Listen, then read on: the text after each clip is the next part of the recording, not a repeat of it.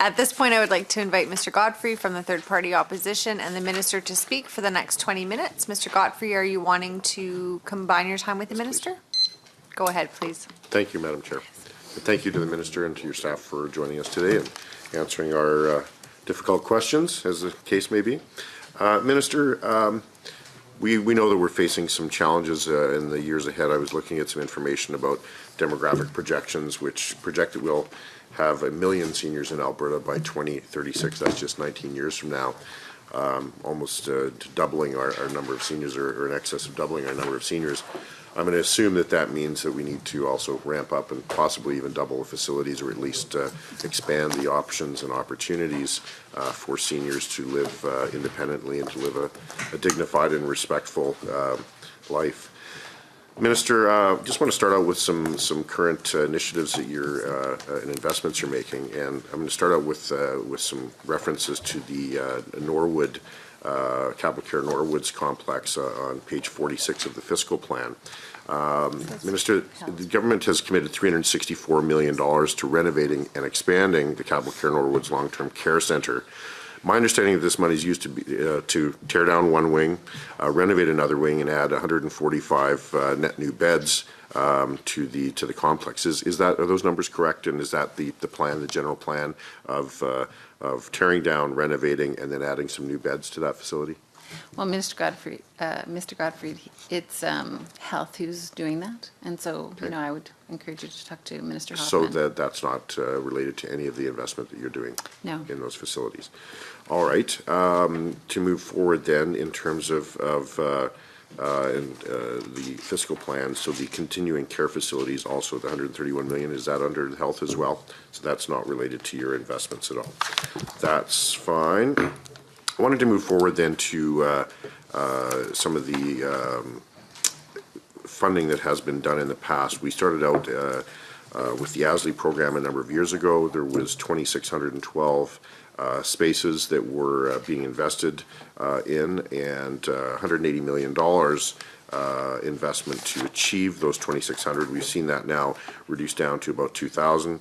That investment was at about the rate of about $70,000 per door. Can you give me a little bit of an insight as to the costs of some of the new facilities and new beds per door, on a per door cost that you're undertaking in terms of current and new investments? Certainly. Well, certainly our 5-year capital plan, the $1.2 billion that we've invested, it's about 4,900 units that we will have through that program. Some of it is certainly regeneration, because as I've said previously, that much of our stock is very aged, and when we do have additional stock, then we are when we do regenerate, oftentimes we can increase density. And so of that, regenerated units are about 1,973, and the net new units are 2,920. And we estimate it's about $190,000 per door. $190,000 per door, okay. Could you tell me, with respect to some of the past investments through the ASLI program, what the per door cost was in terms of achieving similar numbers of units in partnership with the private or the nonprofit or faith-based sector? Well, similar to the earlier questions, this ASLI is with Health. So that is a question for Minister Hoffman. Okay, so that's not something that you're going to be touching here, the ASLI program. So that's on the capital side, of course. Minister, we've heard from a number of stakeholders that are very happy to see increased funding for community and home care, but they're not sure exactly how the money is going to be allocated. Can you outline how this money will be utilized and be as specific as you possibly can in terms of how those dollars will be spent for enhancing community and home care initiatives? Okay. So again, that is the Ministry of Health. Okay, so you're not, is there some fairly large issues in terms of home care? So the home care issue, can you maybe explain to me how your ministry is working through the home care opportunities with your fellow ministry in terms of providing those services to seniors? Well, certainly we work very closely with health, but I mean, it is certainly Minister Hoffman who's allocating that funding. And, you know, we have, you know, sometimes we have facilities that have sort of, you know, from designated living 1, 2, which is the lodge program, which is what I'm responsible for, and hers is 3, 4 dementia care, you know, further down the continuum. So we work together, and you know, it helps people to age in communities in the same facilities. It helps couples not have to have divorce by senior center, seniors facility, because you know, if someone is independent of the couple, they can be in the lodge program, where someone is in dementia care and they need that kind of more secure facility. It can be connected. So these are ongoing discussions that we do with health on a regular basis, and certainly lodges do arrange with their local home care providers regarding having home care come into the lodge. So you know, that happens across the province. Okay. Minister, last year in budget estimates, you said you would partner with the private sector. However, later in that same session, one of your colleagues asked you about your preferences for wholly public facilities, and you stated, and I'll quote, "The priority for capital funding will be direct investment in capital-owned and supported housing units rather than capital grants to others." You went on to say, "We are moving away from private or community ownership and back towards the province financing and housing assets." These seem to be a bit contradictory in terms of your response. Can you tell me your general perspective in terms of public planning, owning, building, and operations versus partnering with the private and nonprofit and faith-based sectors? Well, certainly it is in alignment with our direction that we're moving from private ownership towards a provincial ownership model. And as we develop new housing and transition existing housing assets towards this direction, there are some instances where government ownership may not be feasible. And so on many of these projects that we've announced, they're in the design and the construction phases. But you know, we did, when we came into government, we certainly reviewed our you know, our public portfolio, and there was tremendous need. You know, there's very aged facilities. Units are closed because they weren't maintained properly. And so, of course, it's very important for our government to make sure that those units can be accessible to people who need them and who are on low income. But certainly in our capital plan, we have a very ambitious capital plan, $1.2 billion. The private sector is certainly supporting through, you know, constructing in the plan design stage. But our focus is working with the very high demands in the public system. Thank you, Minister. So we've heard some of your partnerships with the private, nonprofit, and faith-based sector has only required about $70,000 per door to leverage some of the investments to achieve additional housing, net housing assets for seniors. We've heard up to $180,000 a door in some other ones. In your proposed future directions for Alberta affordable housing systems, there was a couple of things here, which was evidence-based housing investment and program decisions are based on the best available evidence, and also fiscally responsible. The housing system maintains fiscal responsibility and accountability in order to meet the current and emerging housing needs of Albertans. Again, I'm going to go down this path again. Is it not your plan to follow fiscally responsible and evidence-based things by leveraging the public investments of Alberta taxpayers' dollars to achieve the best possible outcome in terms of meeting that almost doubling of the seniors' housing needs over the next 19 years?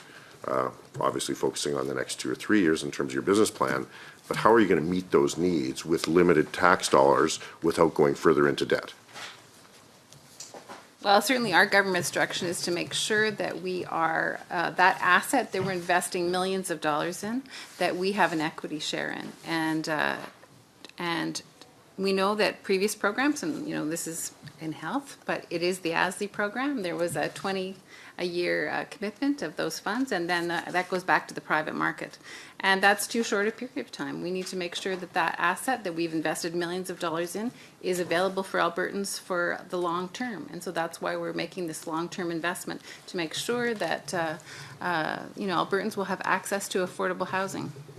So a contractual obligation to provide that housing to Albertans based on income and other criteria is not adequate then for you in terms of investing those dollars to the best leverage and best benefit of Albertans in the medium to long term? Well, at this time, we have a significant need in the public delivery of our affordable housing system, our housing management bodies, and it is tough fiscal times, and we are devoting our $1.2 billion capital plan to supporting those. We are working with faith-based organizations. There's Bethany in Central Alberta that provides many affordable housing units, and we are working with the nonprofit sector. Deer Lane in Banff is a unique program. Fresh Start, another nonprofit that supports men with addiction issues. So there is a myriad. It's the nonprofit sector, municipalities, and housing management bodies. But you mentioned it's tough times, and the leveraging of that investment is so important. So I'm a little interested there. And you did reference ASLI, so I'm a little concerned there that that's not in your ministry. So that's actually in the health ministry, as you pointed out earlier. Minister. We'd like to see, there's obviously some opportunities for, on April 4th, there was a question period, you responded to a question from my colleague, Minister McIver, and you mentioned you were listening to the housing management bodies and you increased their operating budgets by 2%. However, my understanding is that you increased your operating budgets last year by 2%, and this year there was a 0% increase to the housing management bodies. Is that correct? Yes, that's correct. It was, the last fiscal year. And if 2%. so, why is there no increase this year when obviously you've said that there's such a focus on the housing management bodies and on the providing better care and services and housing for seniors? Well, we didn't increase the operating, but we are investing $57 million in maintenance and repairs, and those can be used for energy upgrades, plus $500,000 in grants for energy audits. So we're doing other initiatives this year, and I just will say again that we're working very closely with them to assess and monitor the situation, and they're important partners for us. Minister, have you done an assessment? I'm thankful that you're investing $57 million to help these organizations with achieving greater savings in terms of their energy use. Do you have any figures in terms of the increased costs across these housing management bodies in terms of the impact of the carbon tax? Well, there's so many variables regarding that. I mean, it depends on the weather, it depends on the type of facility, it depends on the age of the facility, sometimes location. I mean, there's many things. Certainly, we are working with housing management bodies, and as the year goes on, we will get information from them, but certainly we are monitoring. These energy audits will give us, again, some very specific information about what the needs are to reduce those energy costs, which of course is our goal. And so we are continuing to monitoring the situation. So you're not sure how much the $57 million is actually going to help them to save costs and what the payback time will be on that $57 million investment? We will certainly, through the energy audits, I think, have a better understanding of that, and those are ongoing. Okay, we'll look forward to those the statistics as well. With all the new funding for housing, and obviously we're thankful that there is an investment, we see that there's need to come. How is the ministry determining the priority of new builds and new opportunities that are being brought forth to you in terms of really finding out where the need is and where the demand is, and how you're going to direct funds towards supply in those areas of most critical need? Yes. Well, certainly at the outset, we are working directly with our housing management bodies each year that they do submit their business plans with their top priorities. This is what we see as the need, and of course they know best what their needs are in their communities. And so we do look at the age and the condition of existing facilities, sort of what's what's the current need? I mean, that's one of the reasons that Deer Lane in Banff was chosen. I mean, they've had 0% vacancy for a long time. People working in the service industry have, difficult time being able to pay rents in that community. So that was why that one was prioritized. And really looking at the organizational capacity of some of these housing management bodies, that matters. And just sort of the stage of they are in sort of the pre-construction, like how much planning have they done, how shovel-ready are they? Those are some of the indicators.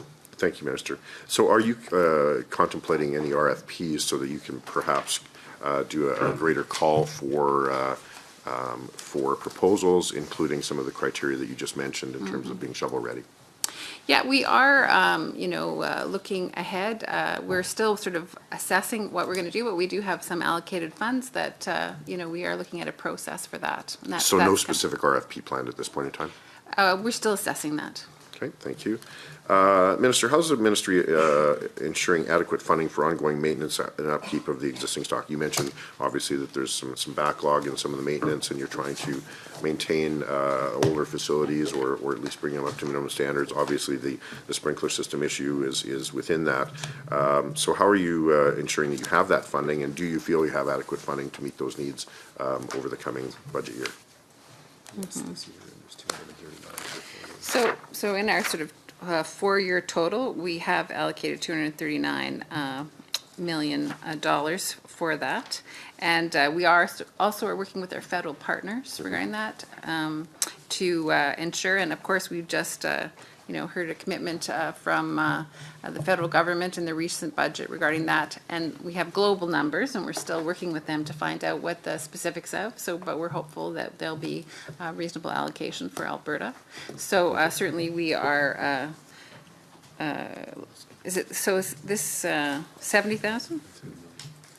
Yeah, 70 million has been estimated this year, and that it's over the next 4 years up to 2021, we have 239 million allocated, which is a significant investment to make sure that the facilities are upgraded and supported. Do you feel that's going to meet the need then to bring those standards up? I know that you're closely monitoring the quality and the standards and the percentages that meet a minimum standard. So is that going to bring the lower quality of the stock up to reasonable standards?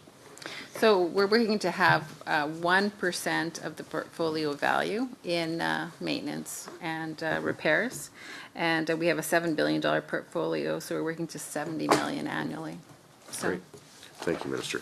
In some other jurisdictions, there's teams within the housing providers that provide support to tenants, and I know that some of that may cross over into health as well. But how are you working with your department and other departments to ensure the ministry is supporting the non-housing needs of tenants in social and affordable housing?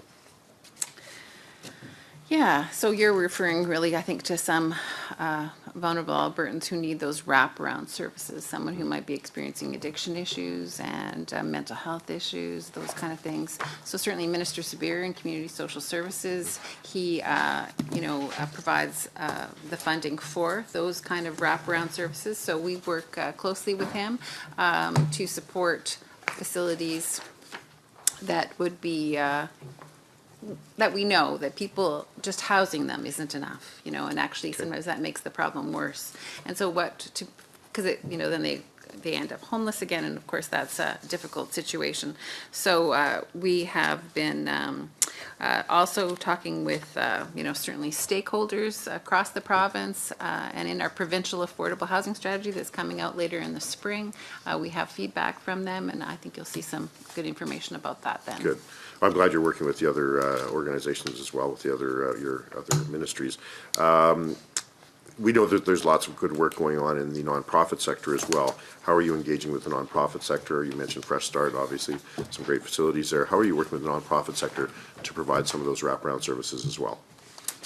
And so, because Minister Sabir does, he has the money for those wraparound services. They're sort of his direct stakeholders, but I have met with, Homeward Trust and other stakeholders like the Calgary Homeless Foundation, and certainly I meet with stakeholders regularly regarding the concerns they have and I'm sort of the one who's has the capital dollars for the new builds and that kind of thing, whereas he is the wraparound services. But of course, they work together. So making sure that, I'm hearing their concerns and working closely with Minister Sabir. And certainly housing management bodies too, they have connections with nonprofits in their communities and they work well with them and have the support. Because it's not sort of a discrete line between homeless, supports, and then all of a sudden you're affordable and living independently, but on a lower cost rental. It's not discrete. There is You're right. There's a continuum there. crossover. Yes, thank you, Minister. Minister, you referenced some investment in some energy efficiency opportunities. Your business plan does not mention the words carbon levy or carbon tax at all. Do you think this additional cost is not an issue in the seniors and housing community? It's not referenced, so you've talked about some investments there, but are you not hearing from your housing management bodies and other providers? I hesitate for the interruption. However, the time allotted for this portion has expired. I would like to invite Mr. Gotfried from the third-party opposition and the minister to speak for the next 10 minutes. Mr. Gotfried, are you wanting to combine your time with the minister? Go ahead, please. Thank you, Madam Chair. Minister, there's some things that concern me. We've got a baby boomer generation, which are now at age 71 to 53.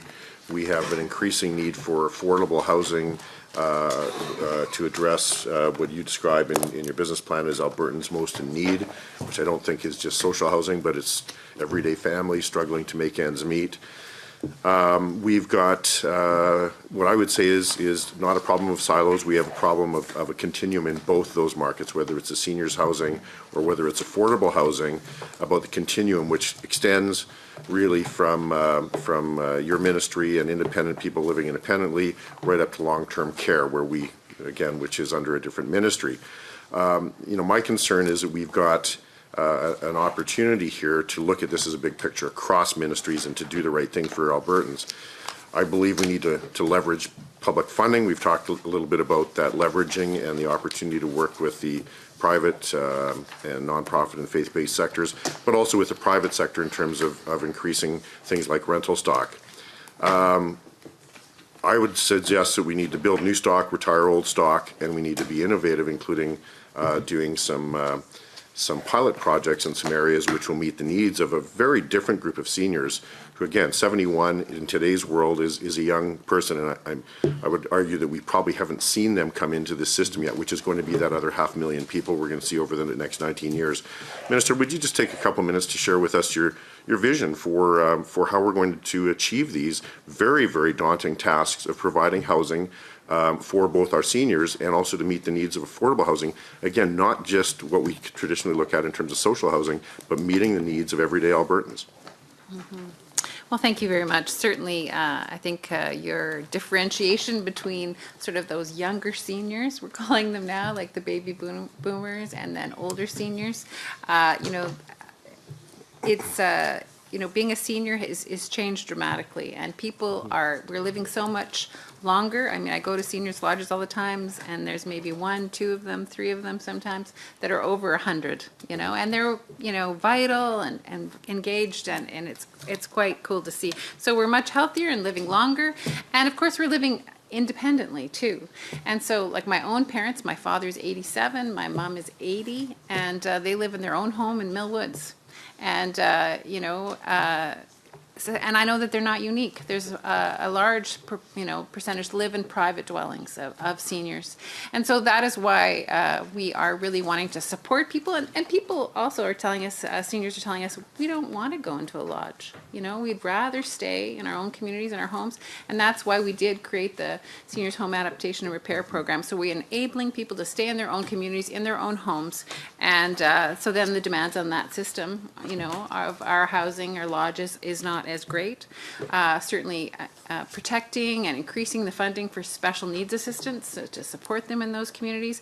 And I mean, if we do, I know before I told you I couldn't talk about that, but if we're going to slide over into health a little bit, we are investing more in home care, so that's accessible, so people can age well in their own communities.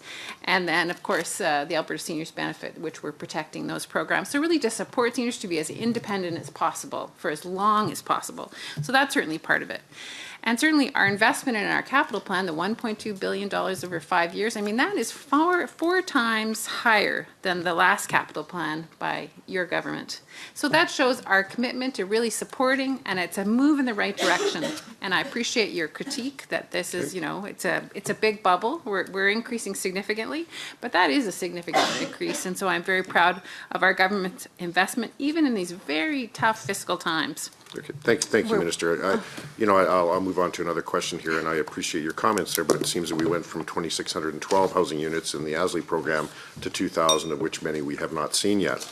I just want to touch very briefly on the carbon tax issue that has obviously been raised here already. We've seen a very significant impact of the carbon tax minimum wage on the operations of many housing bodies and housing management bodies. And I understand that you've talked about it's about the 57 million, which is going to, on a long-term basis, to mitigate some of those challenges. But we have a problem today. We have operators that are having to take off the salads on Tuesdays, Thursdays, and Saturdays and take some of the recreation programs away on Mondays, Wednesdays, and Fridays. What are you doing today to ensure that we are not impacting seniors with some of the impacts of the carbon tax and minimum wage increases? Well, certainly, it's about 260,000 seniors will receive the carbon levy rebate, which is a maximum of $300, and so that will make a difference for them individually. And there's a quick question on that. Is that carbon tax going to be taxable income? Is that showed as taxable income? Is it taxable income? No. So if you're a rent geared to income rental situation, how is that going to help the housing management bodies that now are controlled on what they can charge those individuals, even though those individuals are possibly getting carbon tax, but none of that's going to flow through to the providers? Well, they're getting the carbon rebate. And, but that doesn't affect their taxable income, which means that the housing providers can't charge them any more money. Mm-hmm. Oh, I see. Okay, yeah. And if they did, it could only be probably to 30% of that anyway, because that's what their rent geared income is. So they're not being helped at all by that rebate, and I think that's one of the housing management bodies. That's correct. Yes. So do you have an answer to that? So the housing management bodies, we're closely with them. We're going to be monitoring in the quarterly financial statements about how it actually is impacting instead of just projecting the impact. We're impacting them or the seniors? I mean, that's what I want to know. Is it impacting the seniors? Is it, where it's meals are provided in some of those circumstances? Is that impacting the salad that they're getting on Tuesdays, Thursdays, and Saturdays in the recreational programs? That's what I think the lifestyle, we've talked a lot here about the lifestyles and the lives of our seniors. Is it impacting them? And how are we going to measure that? Well, this is what we're assessing and monitoring, and we will make sure that housing providers continue to provide excellent service to those seniors. And we, will be working closely with them to determine what supports they need. If there is changes, how are they managing it? Many of these housing management bodies do have contingency funds.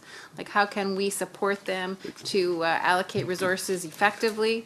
And the energy audits and other programs will help them reduce the costs. Thank you, I don't hear that that's helping their sustainability today. And the $57 million is a long-term plan about efficiency. So thank you for that. I've got a couple other questions I'd like to move quickly to around the provincial affordable housing strategy. Obviously, we had an opportunity to address that through one of private members' bill last session, but unfortunately fell off the order table. So now we've moved towards a provincial housing strategy. When will we see that? You've said the spring of this year. We're into the spring of this year. Can you give us a date or a commitment of when we'll see that provincial housing strategy? It will be later in the spring. So before June 22nd, I'm assuming then. Minister, we're also within the key strategy 2.2. You've talked about the Alberta Housing Act. Again, we don't have that in our hands. It's hard to implement. When will we see this released as well, the Alberta Housing Act changes and implementation? It is. It's all part of the provincial affordable housing strategy, so it will be around the same time. Before solstice, okay. With respect to the provincial housing strategy, there's the proposed future direction for Alberta's affordable housing system, under which there was mentions of integrating affordable housing into communities. I couldn't agree more. Again, kind of looks at those leveraging of the dollars. What innovative models are you exploring in this area, and have you spoken with any private, nonprofit, or public or faith-based organizations to integrate affordable housing into market communities? Well, of course, having inclusive communities, communities where, everyone is included in, so we don't have ghettos or, what do they call them, like walled communities, that kind of thing. Certainly we want to support there to be good integration in our province. And I meet with stakeholders throughout the year continuously. Certainly, through the provincial affordable housing strategy, we heard from many stakeholders specifically, but many times I meet with industry, nonprofits, faith groups to discuss their interests and their concerns. And Minister, I have one last question to ask, and appreciate that. Within the provincial housing strategy and with some of the private members' bill, we are looking at comments around rent controls. Are you planning on putting in rent controls in the new housing strategy? Well, again, the affordable housing strategy coming out later in the spring, and so I just invite you to. So you're not willing to make any comment on that at this time? Waiting on that. We don't have any plans for that. We're talking about our public housing system, and our provincial affordable and our strategy forward. That's probably some good news. And will you be removing any age restrictions as part of your strategy as well? If you could respond to that in writing, I'd appreciate it.